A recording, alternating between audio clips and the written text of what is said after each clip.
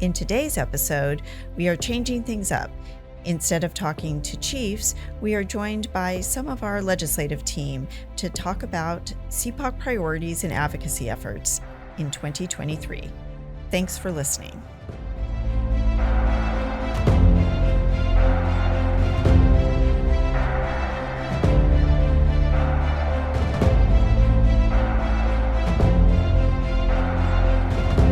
Hello, everyone. Excited for today's episode. Excited to have Danielle Sanchez and Josh Gauger on our show today. We're mixing it up a little bit. We've been having the opportunity to talk to chiefs around the state about probation issues. And today we want to talk about the upcoming legislative session and some of the advocacy that CPOC is involved in. And so who better to talk to about that than our advocacy team? And so I'm just going to ask each of you to introduce yourselves. So Danielle, why don't you do that? I feel like it's almost weird to ask you to introduce yourself because we've worked together for so long. Yeah, well, I appreciate being here. And there obviously is a lot happening at the legislative level, as there is year over year. But by way of introduction, Danielle Sanchez with WPSS Group, and I have the opportunity and privilege to serve as the CPOC Legislative Director.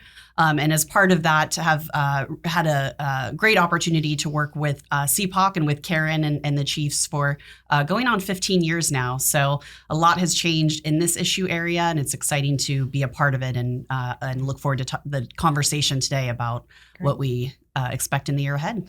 Great. I appreciate that. And thanks for outing how old I am. So with that, Josh, can you do any better? I'll try. So I'm Josh Gauger. I'm with Hurstbrooks Espinoza, and I'm going to be working with CPOC this year on budget-specific advocacy. Prior to joining Hurstbrooks Espinoza about a year and a half ago or so, I was with the California State Association of Counties, kind of working on all things public safety or criminal justice focused, and had the opportunity to work very closely with CPOC during that time as well. And prior to that, worked at the State Department of Finance, again, on public safety issues, and enjoyed a great relationship with our county partners on public safety. And who better to have someone help us with our budget advocacy than someone who was once called on the legislative hearing, Mr. Department of Finance, correct? Mr. Finance. Mr. Finance, not a whole department, just Mr. Finance. So I'm really pleased to have both of you here today. And I think before we jump into some of the specific things that CPOC and probation professionals in general should be kind of looking forward to on specifics with the legislature, let's talk about the legislature itself. They are coming back in today at the day of this recording. They should all be here in Sacramento. I haven't checked them in yet, but I am assuming they are across the street. They're here. Good to know. So just kind of knowing that just got off an election, definitely things have been changing. Danielle, you want to start out with what you're expecting that to look like? Yeah, absolutely. Well, I think coming off an election year, and obviously there was also redistricting, so new district lines, which made a normal election cycle even a little bit different. This year, there's a large class of new legislators. About a third of the legislature is new this year, which I think one of the components of that that's really exciting is really, there's been a lot of focus on the diversity of this set of legislators. And specifically, I think the highest number of women to serve in the Assembly and Senate in history in the California legislature. So I think something that's exciting both for those members and also as we look at it from the state of California, especially I know from a probation perspective, I know the probation profession is represented by over 51% of women serving in probation. And so I think certainly that particular lens and the types of perspective it brings to the conversation is really important. So with that new kind of class of legislators, we're certainly starting to see some changes, not across the board, but in some committee chairs. For example, with new members coming in, new membership on those committees. So all of those dynamics I think cut maybe multiple ways. There's new members that you don't know where they're going to be maybe on certain issues that create some opportunities. And then there's also opportunity to really get in front of them and talk about the great work that probation does and the resources and needs in order to serve, the clients and youth that probation serves. Oh, it's a great point and exciting opportunity, which is code word in our office for a big challenge ahead, but one in which I think we are really looking forward to taking on. So, Josh, I heard there was some great news before they came in, and we have a budget deficit that we're facing. So, what does that look like? Right. So that's one of the most interesting dynamics with the new members coming in, right? They've never had to deal with this type of budget environment, and some of the outgoing members and those members that have been around the longest have maybe had to deal with this, right? There's been several good budgets in a row, but then there have been members that have been around for the good times and the bad times. But the new members that are just sitting down in the seat are walking into, by all indications, a really tough budget environment. So they're, probably starting to get briefings about the $24 billion projected deficit, according to the Legislative Analyst's Office. And so they have maybe heard over the last couple of years or been campaigning in an environment where their predecessors are looking at lists of priorities and local projects that they want to do for their communities. And there has been a budget environment where that's a lot easier, and members have all of their top priorities that they're able to deliver on for their constituents back in their districts. But that's not necessarily the environment that these new members are walking into. So that'll be an immediate challenge for them. Yeah, no, absolutely. And a challenge for us. So not to scare off all of the listeners who are in the probation field and just heard that bomb that you just dropped. Way to go, Josh. Welcome to the show. But what do you think that means for probation and our budget priorities and, just an everyday? I mean, are people worried about, there being massive cuts? Yeah, I think there is a lot of concern about that. But also, obviously, probation has been asked by the state to do a lot over the last several years. So probation is delivering programs and services on behalf of the state. There's been, 2011 realignment feels like a long time ago, but for those involved, maybe it sometimes feels very recent still too. And then Division of Juvenile Justice realignment. I mean, these are major policy shifts where the state has a vested interest in the success and outcome at the local level. So while there is a tough budget environment, that I think by no means means that counties and probation departments should, sit this one out on the sideline and not be advocating for their interests, not be prioritizing, not be telling the state what we need locally to be successful with these programs and these big opportunities for success. Code word opportunities. So yeah, I think that's a really important piece to underscore, that even though these are potentially challenging times, we do have a lot of new members to kind of introduce ourselves to and learn about their priorities. The key thing that I think we'll all be talking about to the legislature, to the state administration, is that the things we need funded, the changes in law we need to see happen, have a direct consequence and impact to what the state is going to feel is their responsibility. I mean, we obviously represent local entities, local government entities. And so I think sometimes, especially in bad budget times, there tends to be this, well, we can't even afford the things we need at the state level. How can we listen to the things that maybe you need? I think it's really going to be, woven throughout a lot of the discussions that we have, that no, we are performing things. When we're not funded to take care of the youth in our care, they end up eventually getting into an adult criminal justice system, which could eventually have impacts on a state prison system, which is on the budget of the state. And, and the same is true if we're not, being able to get the tools that we need to address some of the supervision for our adult populations, or to be able to serve the courts with our reporting, so that those types of things can happen quickly, fairly, then it just backs up a system that ends up with bad outcomes, right? But also costly ones. And so in a budget debate, there are a lot of things that kind of play a little bit differently, I think, with where we are. Here's me lobbying the lobbyists. But yeah, that does sound like something to kind of keep in mind. Well, before jumping, or I think now maybe we can jump into some of the specifics. What are some of the key issues that we think are on the top of minds for the chiefs who we advocate for? Yeah. So I think a couple, certainly there's a handful of things that I think are very much priorities of probation this year. When I always think about a lot of these issues too, how integrated they all are. And when we talk about the continuum, that is something I know we talk a lot about in the legislature, that what is done on the front end in the juvenile system has impacts not just on the juvenile system, but from keeping individuals from entering into the adult system. Our probation's integration of services, with behavioral health and others, all of those kind of brought in and integrated into the work probation's doing, ultimately has kind of holistic impacts in all parts of it. And so I think when we look at some of the priorities for probation this year, I think it's really representative of the multitude of kind of things that probation does, within it. I know over the years we've talked about, probation wears a lot of different hats. It's really, I've heard more recently chiefs say, it's a singular hat with a whole lot of things involved in it to get the job done and to serve, youth and adults. And so I think the legislative efforts, probably both budget and policy, really reflect that.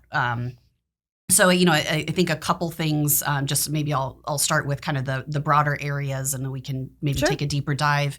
I think obviously supporting youth and families is a really important area that we'll be working on, both in the, kind of the delinquency side of the system as it's traditionally been talked about, but certainly in the foster care and continuum of care reform. How do we help youth with really complex needs get the resources that they need, stay local with families, and kind of, help surround them and support them through that.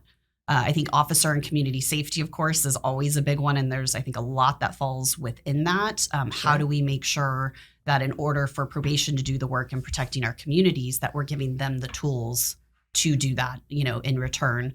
And so there's definitely, I think, a number of kind of priorities and efforts that fall within that. And I think you're really investing, in the profession is also a key area that I know both budget and policy wise is going to be really, really important. Yeah, absolutely. I mean, the training and the recruitment area is so big for everybody, and a lot of different areas that I think it'll be important to, to continue to talk about the need in probation specifically to support some of these initiatives that have started in the previous years. But let's jump in on a topic that's probably on the forefront of a lot of listeners' minds, which is the DJJ transition. And really, that's kind of the last piece of this larger closing down of DJJ and really realigning the entire juvenile justice population to the locals. And so there's both, always cleanup needed in that area. So I'm sure there's some things that we want to talk about or will be talked about, in the legislature. But then just also the needs to support our, from a budgetary perspective, being able to take on something that we did not advocate for. The three of us were pretty involved in trying to advocate against it because of the concern that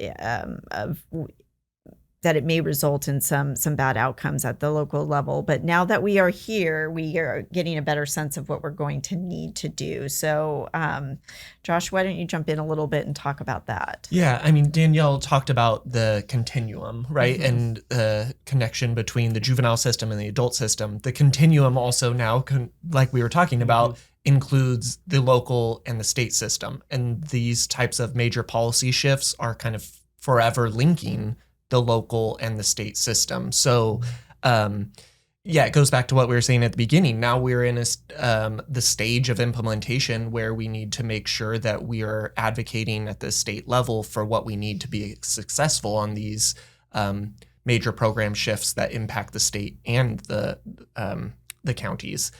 So yeah, I think you mentioned it, Karen, the transitional needs of the youth that are still at the Division of Juvenile Justice with the closure just around the corner. I think there's been a lot of work to try to evaluate what we will need to be successful with youth as they are potentially returned to the local level, or however the final stages of the closure of the DJJ system plays out. So certainly making it clear what is needed to continue to be successful with those youth.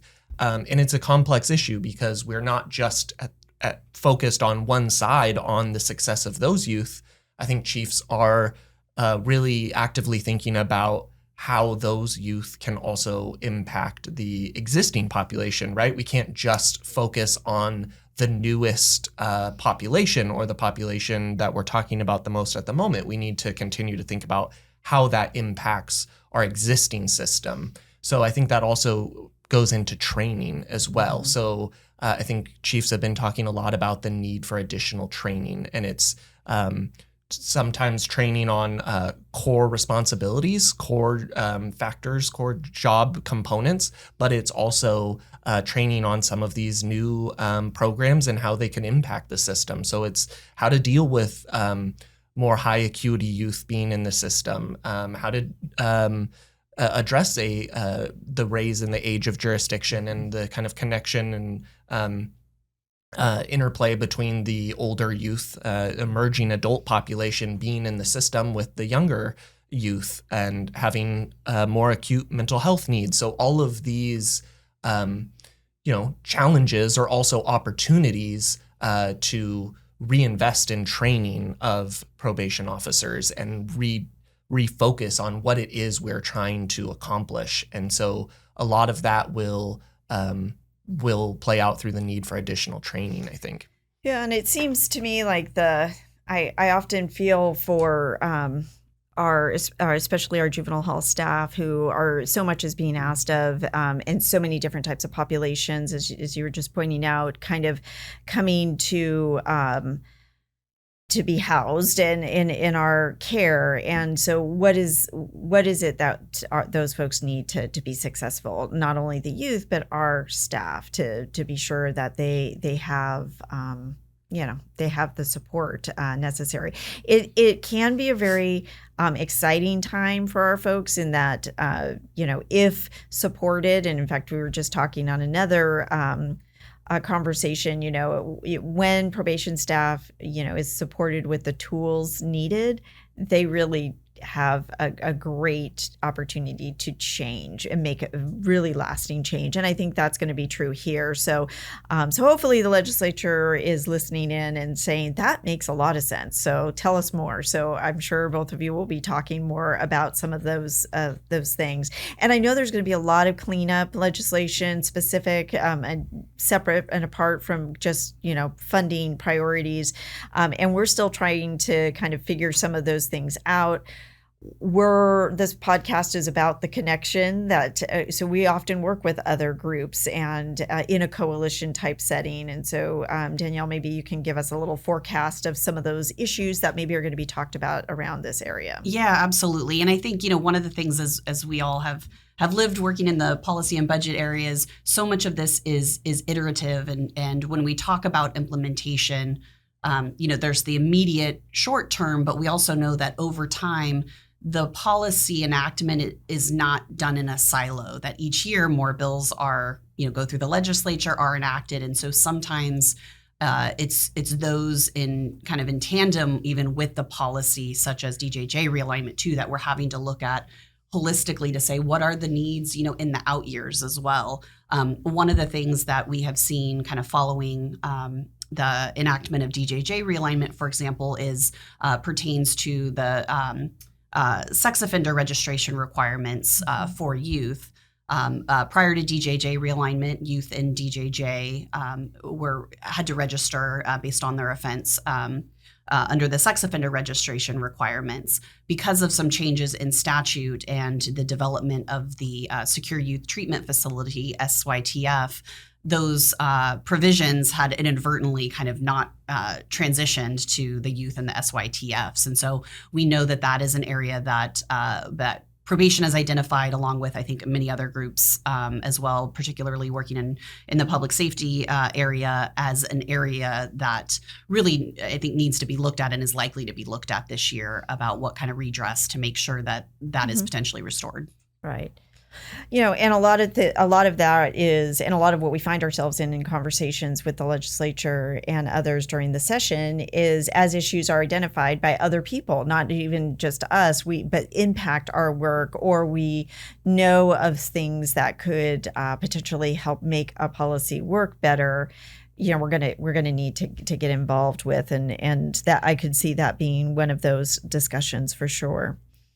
One of the other things that pops out, I think, in some of the conversations we've had, which is, a little different for us, but it's definitely from a coalition standpoint. It seems like every area, whether it's on the adult side or the juvenile side that we're talking about, we really do need to work hand in hand with others, such as behavioral health. And we've heard a lot. They probably find themselves in a similar situation that we do, with the states asking for them to do a lot, but yet, are they going to be able to have the resources and the tools available to them to do that? We are going to need to rely on behavioral health in our halls, with some of the treatment that we're doing. So I think integrating just the health conversation is probably going to see a lot more of that this year than we have in years past. So, I don't know if you guys have had conversations yet across the street with that kind of thing, but do you have any thoughts on behavioral health?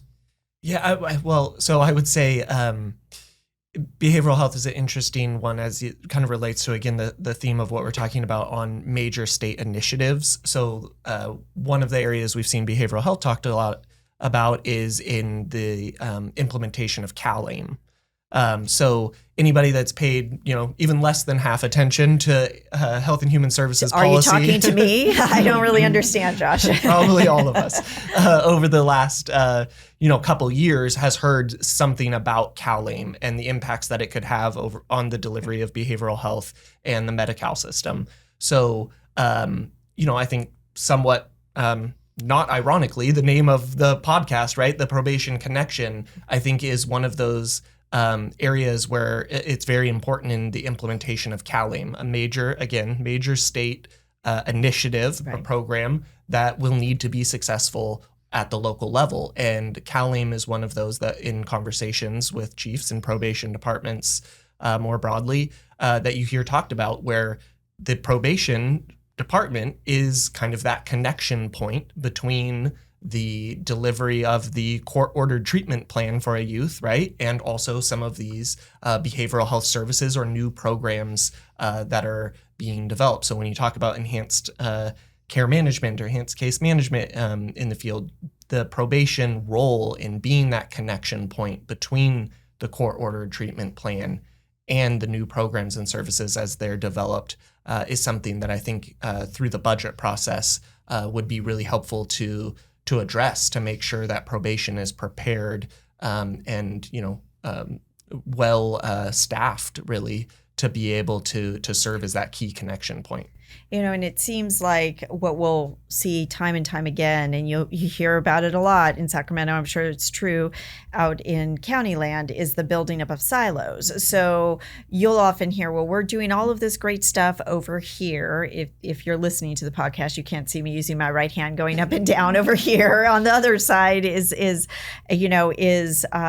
people who might have to implement or might be most connected to those who need to get the service. But there's no connection between all of these great programs and getting the people to those programs. I think we find probation oftentimes as the actual guide to some of that, but yet if we're not investing in that or supporting those abilities to kind of cross the silos, you're just building programs and services that are never going to get to the intended target. And so, probation can be a force multiplier if you kind of look at it that way. And it seems like this could be a really great place to try to help the state achieve those benefits that they're hoping to get to the populations that we serve. So that would be great. So let's get that too. Will you work on that, Josh?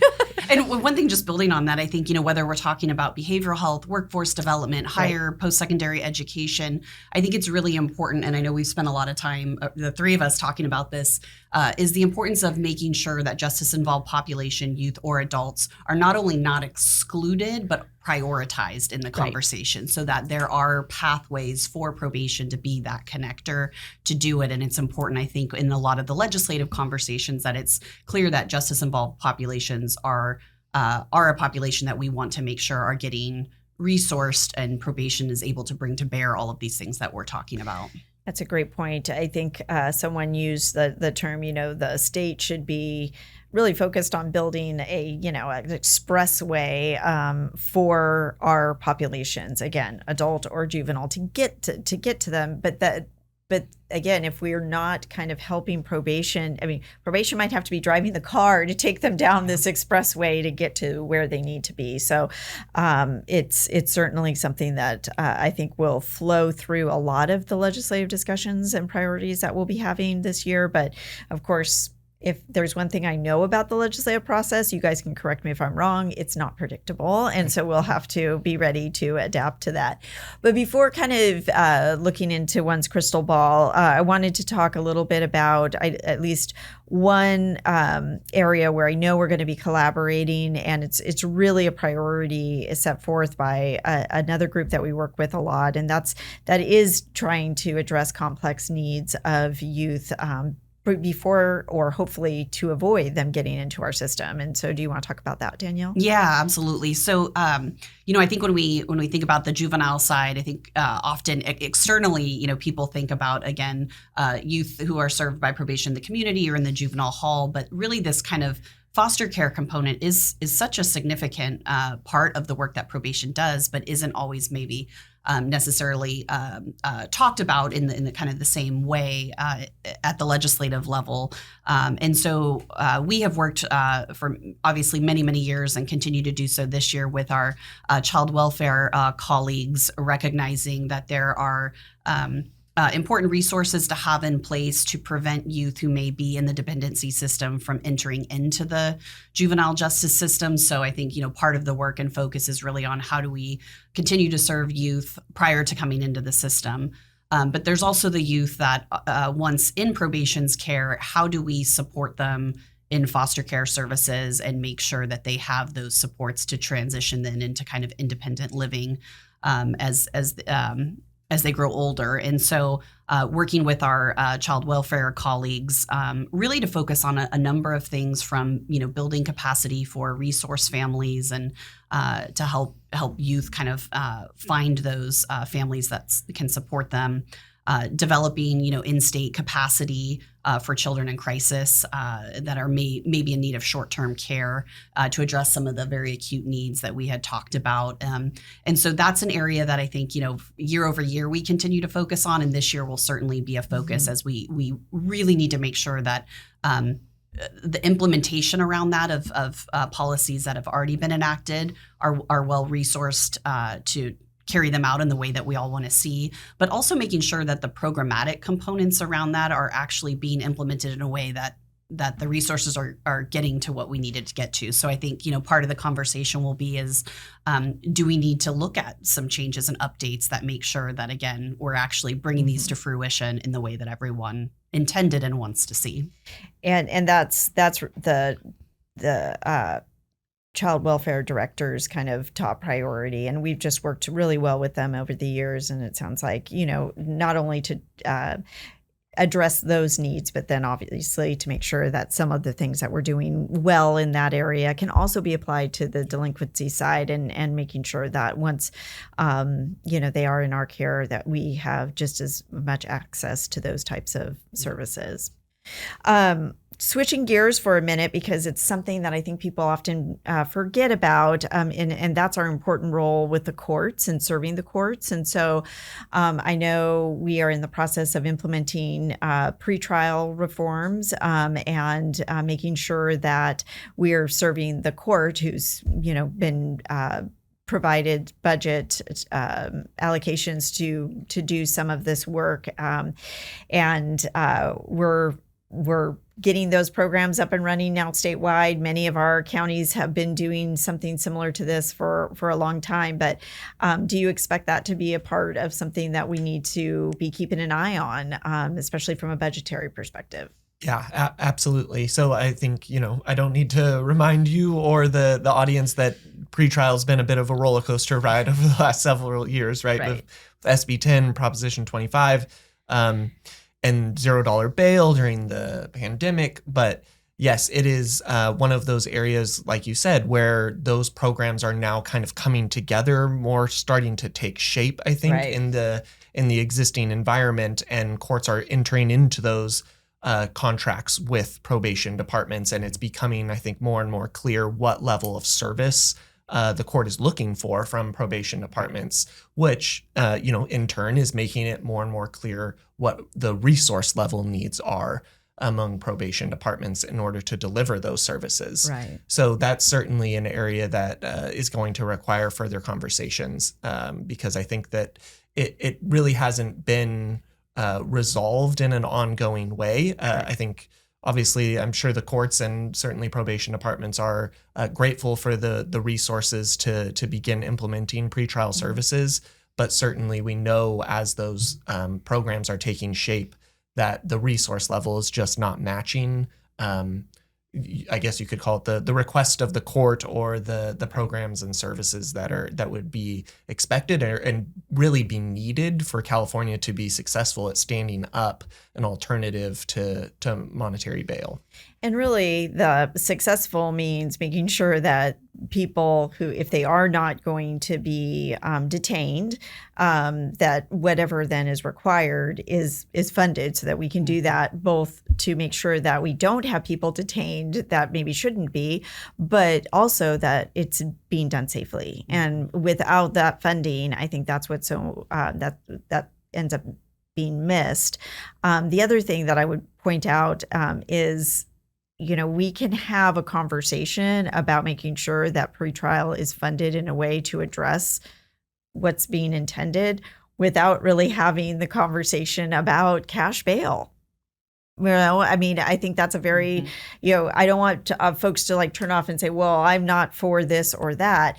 That's separate and apart. The bill's been, passed. There's these different things moving forward. There's case law now on the books, probably most importantly, that requires the court to do something.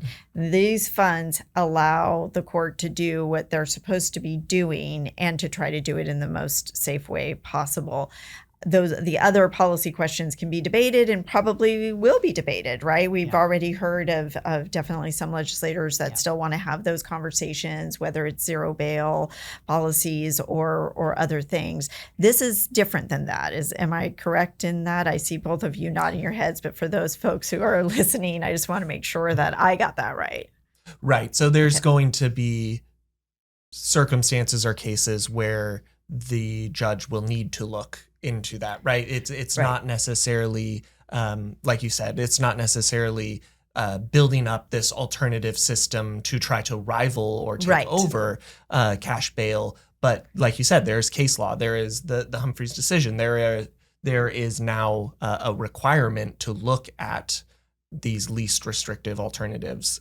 Right. And, courts will look at too and lean on departments to try to help them address that. And again, to address it in the most safe way possible. And so I think that we need to keep an eye on that so that it doesn't become something that kind of becomes overwhelming. And I know you both are talking through a lot of those things. But that also brings me to the issues that I wanted to dive into a little bit more detail around. I think you both mentioned it, but really what our officers need in order to keep them well-trained, safe. What does that conversation sound like or look like in the legislature? You want to start, Danielle? Yeah, absolutely. So I think, a couple things, and I'm sure Josh will talk maybe a little bit more about kind of the training component and really the evolving nature of the needs of training, both for kind of the core training, but also, additional areas.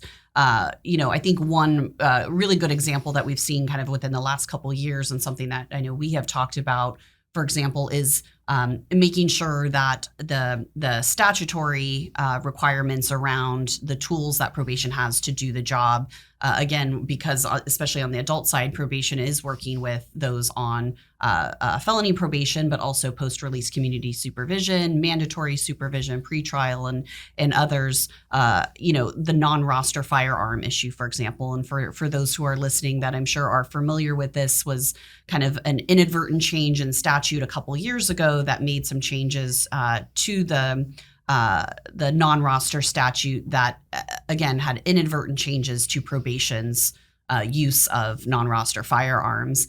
And so we've been having a lot of conversations about making sure that statute is clear in restoring the ability, which has been, in and on the statutes for a number of years, and really is an important element because it does impact both officer safety from a training perspective, a continuity of operations, and therefore the officer safety has a direct impact on community safety. And so those are, I think, really important issues that we continue to talk about legislatively, because again, they're interconnected, and we want to make sure that officers have the tools that they need in doing the job, which is to serve the community. Yeah, no, absolutely. And Josh, I think you mentioned too that one of the things that probably falls under officer safety is the training that's necessary, which isn't just about maybe the more enforcement side or the things that you maybe tend to think about with officers, but also training to make sure that they have all of the tools available to them to communicate and connect their clients to services. Right. So it's again that word connection of training on serving as the connection between the court-ordered treatment plan and the behavioral health services and the social services that are available. And also, I think you can look at training training of existing staff and officers, but you can also, in a way, look at training as more of education before individuals even enter the profession. And I think we've heard some conversations around, well, wouldn't it be great if there was more curriculum development where individuals that are interested in the career path are kind of learning from the very beginning what the job is all about and that key connection point, and learning both the social services, behavioral health services side of it and the public safety side of it as well. And then you're focusing more on core training as part of the job. But really, that doesn't necessarily exist. I mean, there are some good programs in California, but it doesn't necessarily exist, this specific curriculum tailored to probation in California and the unique and important role that probation serves. It's a great point. Besides the specifics on some of our priorities this year that we're obviously going to be pursuing, but also we'll work with others, to kind of collaborate and maybe tackle some of the larger issues, at play. What are you guys seeing just in general as some of the top topics? And it doesn't have to be on probation, but some of the top topics kind of in and around maybe the justice system or local government that will be debated and maybe read about on the front page of the papers for our folks. What do you think are going to be those issues this year? I would start maybe with a couple of, I think housing and homelessness, of course, is a huge one. And you stole Josh's. I did. I maybe did.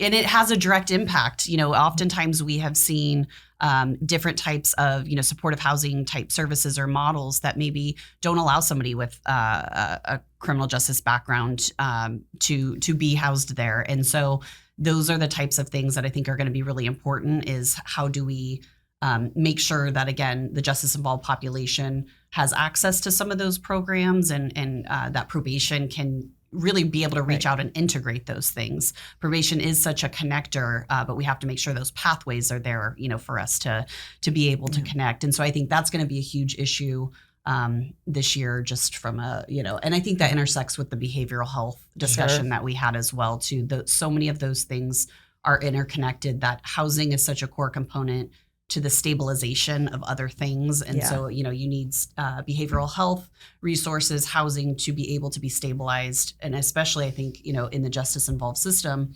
having that stability has that kind of what we talked about, that magnifying or compounding effect. That Right. it helps you to meet the other requirements needed that are set out by the court. Sure. and our work with individuals. Yeah, I certainly agree with the housing and homelessness. I'll just kind of build off that and say, as it relates to the budget and kind of the bad budget picture coming together, it's kind of this pivotal moment around homelessness as well, where this, I think, rightfully so, the state, the legislature, the administration feel like there has been historic investments in homelessness and housing over the last few years.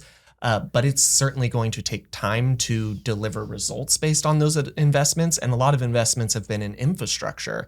And the infrastructure investments, I think you would hear from the county sides, that's going to take a lot of time. Those, new infrastructure does not just pop up overnight. So with the bad budget outlook, you have this kind of pivotal moment of all of these historic investments, but they've all mainly been limited term or one-time investments. And now you're trying to build a budget that builds on those investments, but there is not the same resources available to the state to look at extending those programs. So I think you're hearing a lot of legislators start to talk about accountability and what have we got for our investments, and have we been investing in the right place? What can we show for these investments? And starting to look for alternative programs that may deliver quicker, faster results, because you've seen the homelessness and unsheltered populations grow despite historic investments. So it's a really, really difficult time to try to build on those investments with a bad budget outlook. Well, and I realize it's only a small kind of aspect to it, but it seems to me something that came out of last year's budget that we're going to see potentially roll out this year, no pun intended, but our mobile probation service centers, which, the state funded, I think it was 20 million. I was going to add another 5 million in there, but I don't think they allow me to do that. That's my home budgeting. But I think if we utilize that, we've seen a couple of different counties already kind of utilizing this concept where you're taking probation and probation services to people versus vice versa. And it wasn't really developed to be a homelessness solution. But I think you can see how that is tying to some of the homelessness or unsheltered populations. And so it shouldn't be limited, or, it should be looked at as it may be a part of some of those quicker things that could bridge some of those gaps to those larger and longer infrastructure investments. So, just putting in a pitch for more of that, more wheels. Yeah. And I think, related to kind of the other topics we just talked about, I think, substance use issues continue to be looked at quite significantly for youth and adults. And so I think that's an area where looking at, treatment for substance use, also, our collaborative court type models and different things to how to address that. Because oftentimes we all see that those are interconnected to some of the homelessness and housing issues as well. So I'm not sure how to pose it into a question, so I'm just going to make a comment and see if you guys have some thoughts on it. But, since Danielle shared how old I must be, I when I started advocating for probation, really it was only about being in public safety and public safety policy committees. That's where bills run through.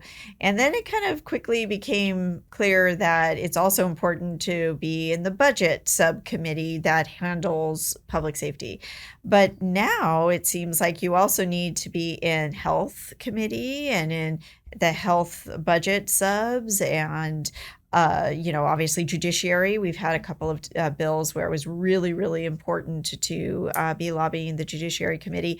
So it does seem as though either it's always been that way, and I just was only going to the wrong room and only one room. But now in our advocacy efforts, it seems as though there's a whole lot of areas that we need to be playing in and making sure that people are getting educated around the needs of probation. Am I hitting a chord here? Yeah, and I think in a way it's an interesting statement on the whole theme of connection and the multiple hats, right? You see that the way probation issues pop up in all of these different committees, even within the budget committee. You talked about from policy committee to budget committee and to all of the different policy committees, but even within the budget committee, working with different consultants with completely different policy areas and helping in a way collaborate across those policy areas, the connection between public safety and human services. And you see those issues kind of be split among policy areas, but in a way it is, like I said, a statement on how much ground probation covers and how they are bridging those two sides of it. Yeah. Are you in agreement, Danielle, or do you think we're crazy going to too many doors? No, I would say over the years, it very much has traditionally maybe or more so been weighted kind of in public safety, but it's human services, it's judiciary, it's local government, it's some of these things. And what I oftentimes is interesting is there could be a bill that doesn't necessarily even say probation shall do X, Y, and Z, but it's a bill that we know in reading it because of whether it's our role as kind of a neutral party and providing services to the court with pre-sentence reports, or whether it's something in foster care that we know that bill is going to potentially have a significant impact either on the work probation departments are doing or on how we serve youth and adults. And so I think there's many, many more issues that, again, even if the bill isn't designed to make a change to probation's work, it does by nature of how we work with the various, court, county, and community partners. Right, yeah. So I think that's changed both the scope of the issues we look at and the number of kind of policy and budget, committees and areas that we're having discussions in. As the probation job has gotten harder, which is certainly what I think our listeners may feel at times, the advocacy work has become all that much more important and also much more diversified and difficult at times to be sure that everybody can see some of these connections and these intersects. So, I would agree. Now, I am sure I have not exhausted all of the questions we could ask you. So one, I'm hoping you will come back because I'm sure as the legislative session goes, we can compare notes and maybe we should write and put in an envelope what we think some of the end results might be. But so hopefully you will do that. But in the meantime, is there a burning question that I haven't asked that you think would be really important to get out there or talk about today? I don't think so. I'm brilliant is what you're trying to say, right? I hit it all. Great moderator. Oh, wonderful. Thank you so much. No, as with all things legislative, they evolve, right? So what our point in time is today will definitely continue to look different. So by the time tomorrow rolls around, you're going to be like, oh, I wish I had known this because it would have been perfect for the podcast. Hence why you'll need to come back. So then I'm going to create a challenge or an opportunity for you because what would a discussion with Karen be without one? So if you only had 3 words to describe what we're going to be focusing on this year, what would those be? We've talked about a lot of issues that are kind of swirling about, a lot of things that we're focused on and looking at. But somebody, is just wanting to know, okay, wait a minute, what do I need to understand? What does CPOC stand for this legislative year? What is that all about? Ooh, I think there was a twist at the very end. I thought the beginning of the question was 3 words to describe what's coming. Fair enough. So I'm going to take the question I want. One you want. There you go. I think telling our story is really important for this year, right? Even if there's a bad budget outlook, even if there's not a lot of money available. We talked about all of the new members in the legislature. We talked about the connection between our system at the local level and the state system. And we've talked about all of the different hats that we wear locally. And we need to tell our story throughout the year to make sure everybody understands what we're doing and what we need to be successful. Awesome. Yeah, that's a hard one to top, though. I think that's spot on, is telling Well, the then story. answer the other question. Yeah, exactly. Answer the other question. No, I would say, a couple just kind of the themes that I think are really important. Obviously, continue to focus on collaboration, because we know a lot of the work we do is in concert with others, and bringing all of that to bear is really important. I think, keeping safety issues kind of front and center. Obviously, the mission of probation is to create safety kind of through accountability and opportunity. So that's going to be important. But making sure that as we're looking at policies, that they are done in a way ultimately with safety as the goal, but that also are through a rehabilitative lens. And then I think, integration, as we talk about all of these different areas, and maybe this gets a little bit at collaboration, but making sure that all of the different programs, services that are brought to bear are done in a way that are working in concert with each other, and not these either or. There's a lot of areas where I think we've seen that in the past, and should look to more as to how we bring all of that kind of together. So, well, that is both spot on, and I appreciate you allowing me to throw a little monkey wrench into the conversation. I mean, and I would say as people walk away, or someone's listening, I mean, I hope they see that we're going to be spending a lot of time on making 823 and this DJJ realignment work, and telling our story about what it's going to take to make work, and protecting those connections and the pathways to connect and collaborate to make those things work, and apply that to protecting our officers, protecting and removing barriers for our clients, and really, I think, enhancing our ability to help courts deliver a fair justice system. I mean, I think those are all things that have really heavy things that you just put on the table here that we're being asked to do on our shoulders. So we need to make sure that we're educating folks about that, and making sure that everybody who's listening is going to help us educate folks about that, because I think that's what we're hearing the chiefs say they want to be doing more of. And we're really fortunate to have the two of you heading that up for us, because I mean, nobody wants to hear me talk anymore. So well, with that, we're very much privileged by the opportunity to get to help tell that story legislatively. So, well, this is great. Well, thanks again for joining us today. And like I say, I hope we didn't scare you off. I hope you'll come back and talk to us with an update on how it's going. Absolutely. Thank you for having us.